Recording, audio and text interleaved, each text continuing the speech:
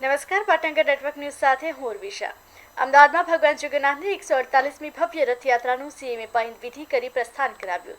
સાથે જ પ્રથમવાર ભગવાનને ગાર્ડ ઓફ ઓનર આપવામાં આવ્યું। રથયાત્રાને લઈ આજે સવારના 4 વાગ્યાથી ભક્તોની ભીડ જોવા મળી।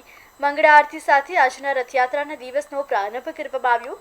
કેન્દ્રીય ગૃહમંત્રી અમિત શાહે પરિવાર સાથે જમાલપુર જગન્નાથ મંદિર પહોંચી ભગવાનની મંગળા આરતી કરી। આ સાથે જ મંદિર ખાતે હાજર સાધુ સંતોના આશીર્વાદ લીધા હતા। આજની રથયાત્રામાં 18 ગજરાજ ભારતીય સંસ્કૃતિની ઝાંખી કરાવતી 101 ટ્રક, અંક કસરતના પ્રયોગો સાથે 30 અખાડા, 18 ભજન મંડળીઓ અને 3 બેન્ડ બાજાવાળા જોડાયા। હરિદ્વાર, અયોધ્યા, નાસિક, ઉજ્જૈન, જગન્નાથપુરી તથા સૌરાષ્ટ્રમાંથી 2500 જેટલા સાધુ સંતો પણ મોટી સંખ્યામાં જોડાયા।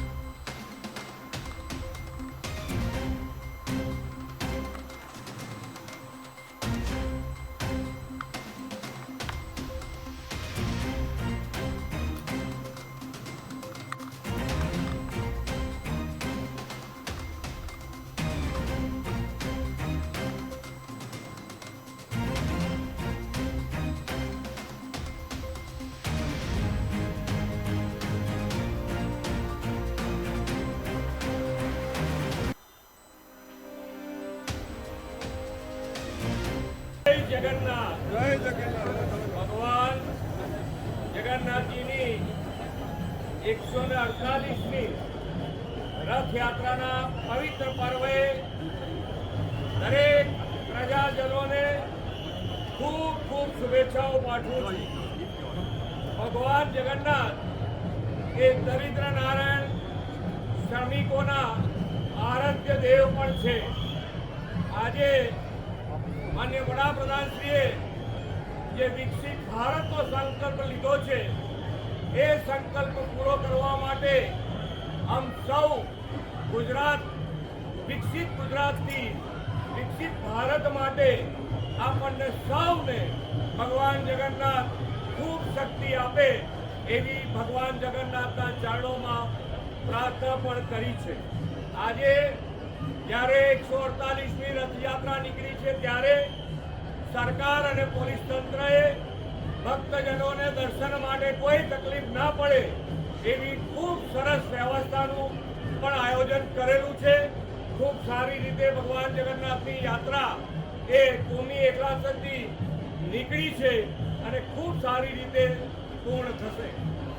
આજે જ્યારે કચ્છીઓનું પણ આ નવું વર્ષ છે ત્યારે દેશ વિદેશમાં રહેતા કચ્છી પરિવારોને પણ આજના વર્ષે નૂતન વર્ષ અભિનંદન પાઠવું છું અને આજે ભગવાનના ચરણોમાં પ્રાર્થના કરું છું કે દરેક જણની સુખ, શાંતિ અને સમૃદ્ધિ વધે। જય જગન્નાથ।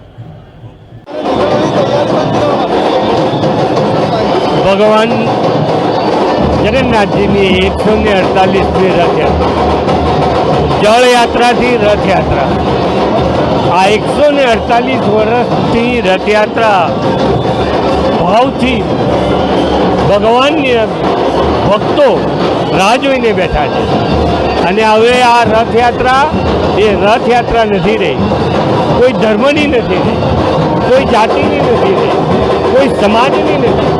ભગવાન સૌ કોઈને મળવા નીકળે અને સૌ કોઈને મળવા નીકળતા ભગવાનને ઝાંખી કરવા માટે, એની ક્ષણ પરના દર્શન કરવા માટે ભક્તોની આતુરતાનો અંત આવવાની તૈયારીમાં છે। વાલાના વધામણા કરવા માટે નગરચર્યાએ નીકળેલ ભગવાન જગન્નાથ, બલદેવજી અને સુભદ્રાજીની સૌ કોઈ રાહ જોઈને બેઠા છે અને આંગણે આવે તો એનું સ્વાગત કરવા, એનું સામયું કરવા માટે તત્પર થઈને બેઠા છે।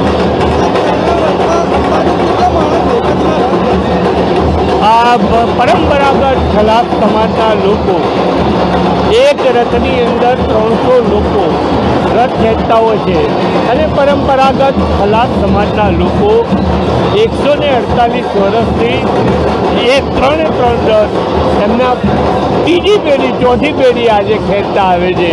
એ સ્વયં પ્રકાશિત છે।